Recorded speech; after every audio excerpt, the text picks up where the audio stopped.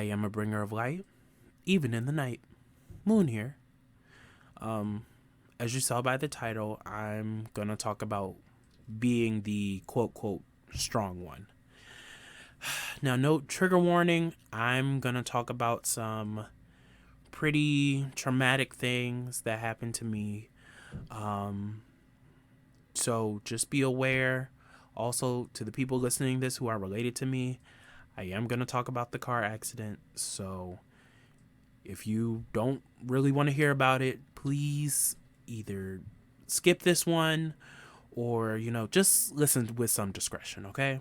Because I've never really been this honest about what I'm going to talk about, but for some reason it got on my heart tonight. I'm assuming my ancestors are telling me to speak on to let it go. So I'm going ahead and I'm going to let it out now. For those of you who don't know, back in 2017, my mother, my father, my sister, and I had planned a trip to go to Disney. And on our way to the airport, we were hit by another car. And it was one of the most horrifying moments in my life. But after that moment,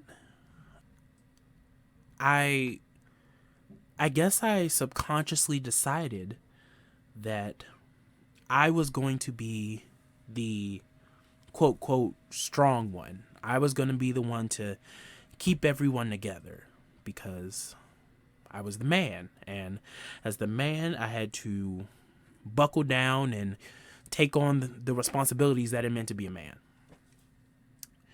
Now, you're probably asking, well, what made me do that?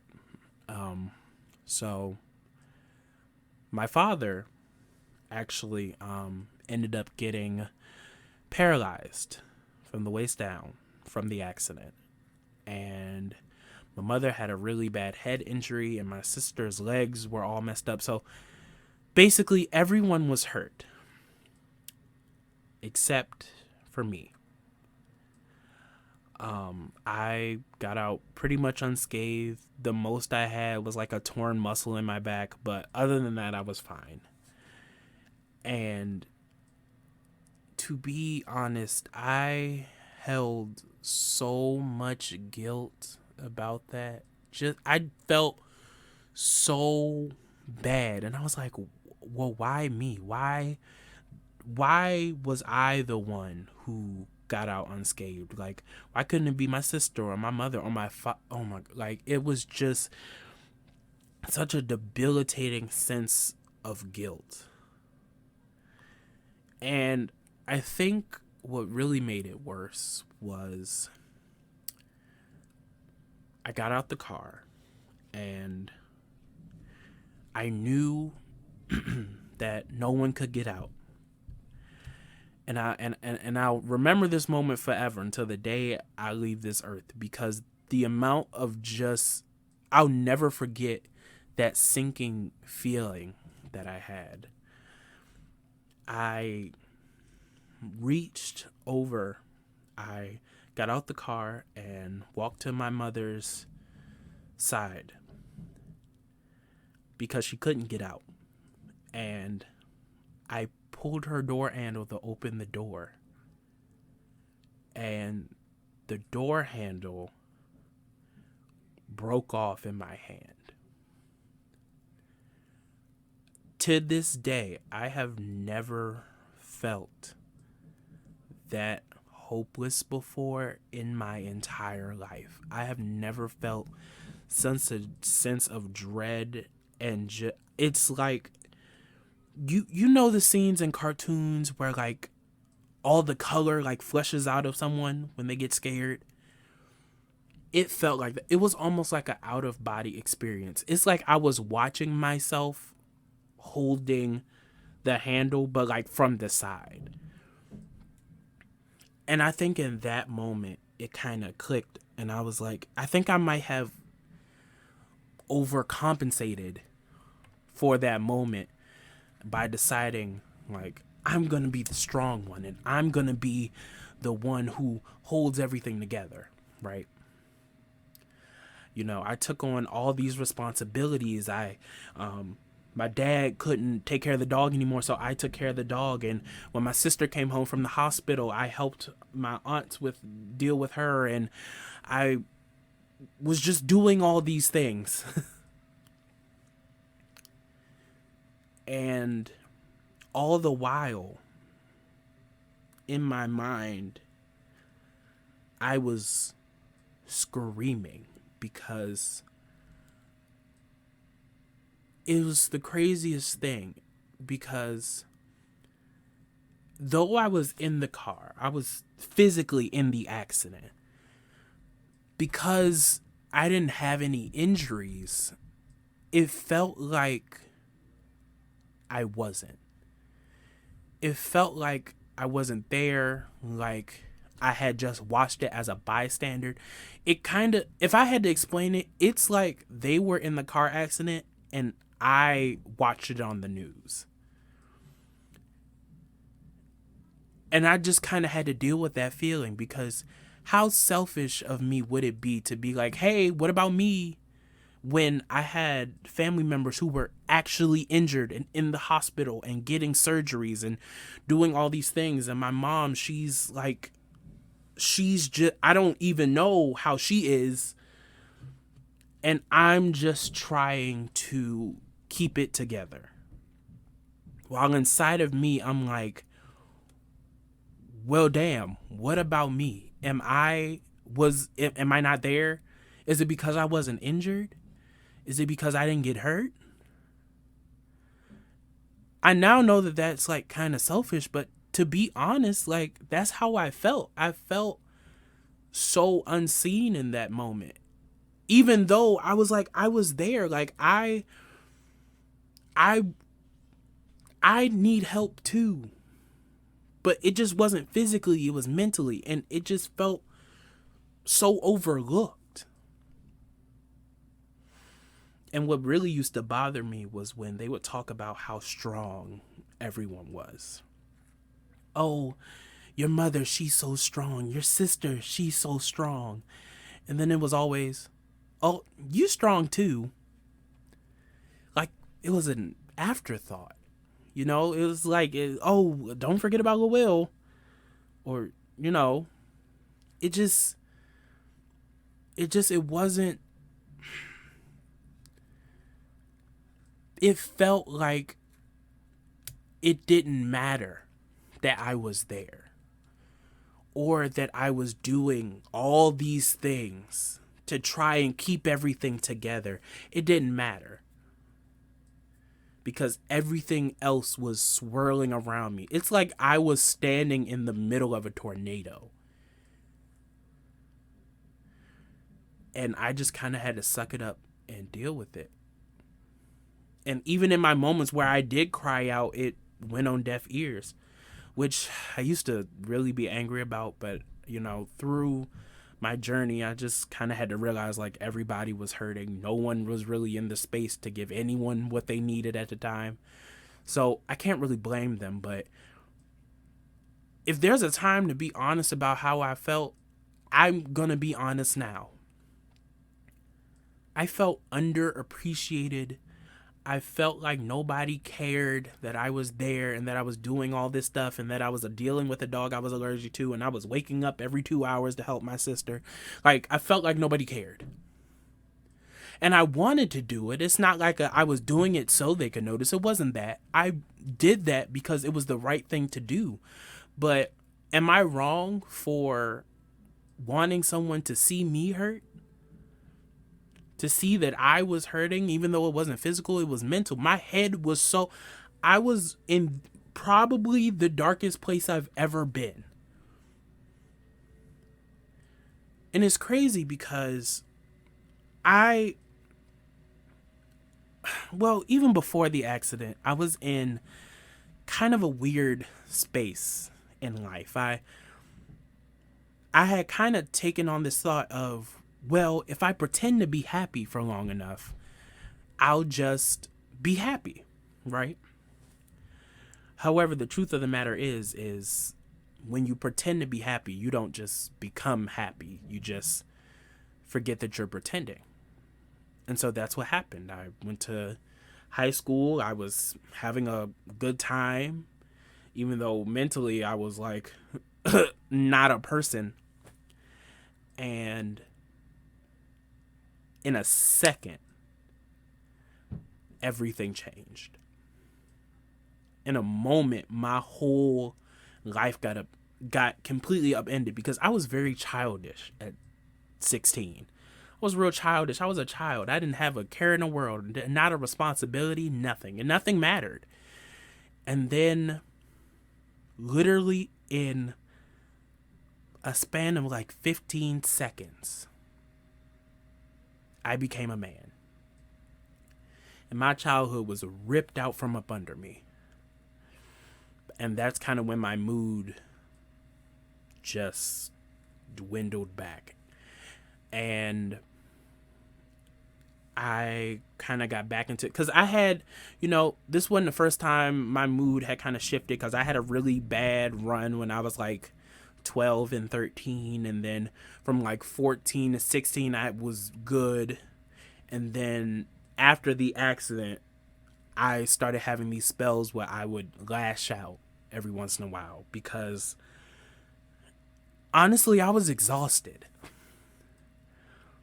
Anytime anything happened, and to be honest, from like 2017 to like 2021, things just kept happening like over and over again, tragedy after tragedy after tragedy, and I just saved face.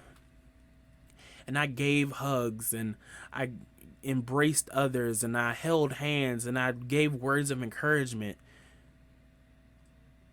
And I stood there like a statue. On the inside, I don't know how to feel because I can't process my emotions effectively. So I have all these complex emotions about everything that's happening. Everything's breaking down around me, and I just have to be strong. Because if I don't do it, who's gonna do it? Everybody can't break down. That was the mindset I had. Everybody can't be sad. So I will take the liberty of being the strong one. I will take the liberty of lifting those up who can't. I will take the liberty of being the person that someone can fall on. Because who is gonna do it if I don't do it?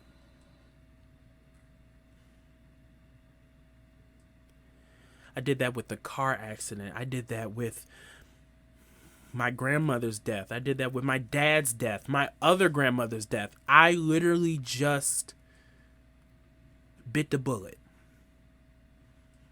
And I was like, I have to be strong because everything else is falling up under me. And if I go, everything is going to topple. And it's crazy because I think it was my father's funeral. My sister walked up to me and I wasn't crying, nothing. No. It was my grandmother's funeral, actually, not my father's. And of course, everyone's sad. And you know what's crazy? I never actually viewed my grandmother. I gave up my seat so everybody else could go in. And I stood outside for the entire funeral so that I wouldn't take up room. And a part of me kind of regrets that because I feel like I didn't really get to... Ooh, I'm getting choked up. I didn't think that was going to happen. I feel like I didn't really get to say my goodbyes like I wanted because my grandmother's death was the first death that like really hit me. But because I wanted everyone else to be able to grieve and just do what they felt like they needed to do in that moment, I gave up my space. I gave up my spot so that everyone else could.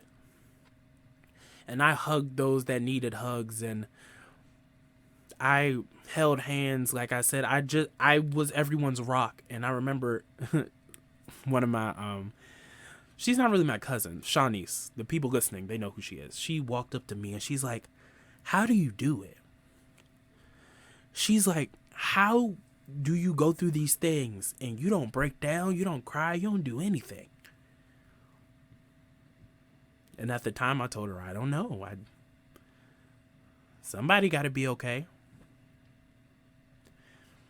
And at the time I didn't realize how toxic that mindset is, to shove your feelings down inside you, because what happens is we have pores as humans, right? And we excrete, pheromones and chemicals through our pores, right? When you ingest all these negative emotions and just keep them down, they don't just go away. They seep out through you and they come out in other ways. Because the truth of the matter is that I am tired of being the strong one. I am tired of being the one who doesn't cry. I am tired of being the one who holds his feelings in. I don't want to do that no more. The title of the strong one is toxic, and I don't want it. I don't want it. I don't want to be that no more, because it has done nothing but emotionally stunt me and cause me pain, and to hurt others who really love me. I mean, really, truly love me.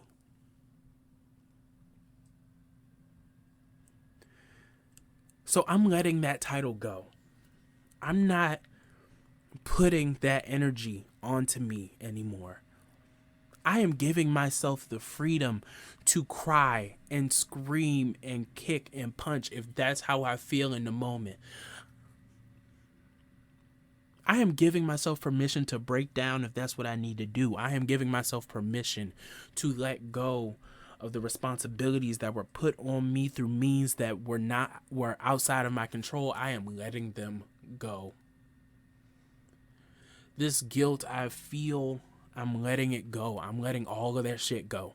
I don't want it. All that trauma from the car accident, I have forgiven those who I felt like done me wrong in the moment, because I realized that in that situation, couldn't nobody be mentally there for anybody else.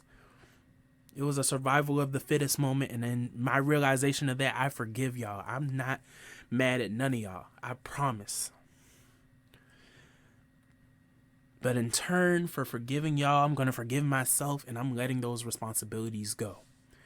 I'm letting go of that anguish, of that heartache. I'm letting go of this thought that I have to be the strong one, that I have to hold things together, that I have to keep things held tight, because the truth of the matter is that sometimes things have to fall so you can make them stronger. I'm dropping it so that I can build myself up, so that I can hold myself up, because how am I going to be the strong one and I'm not whole? That's like a broken pillar holding up a house. I'm going to fix myself. I'm going to learn how to be truly strong and to express my emotions in a way to where I can communicate my feelings to those who love me so that they can understand. I'm not going to hold myself accountable for no one else's emotions or feelings, because at the end of the day, if I can't control my own, how am I going to be helpful to someone else? So in this moment right now, on this recording, I am renouncing the title of the strong one. I don't want it. I will not be it. I now claim the title of the resilient one, the one who falls and gets back up, the one who rises to every occasion, the one who, even at my lowest of low, I will always rise again.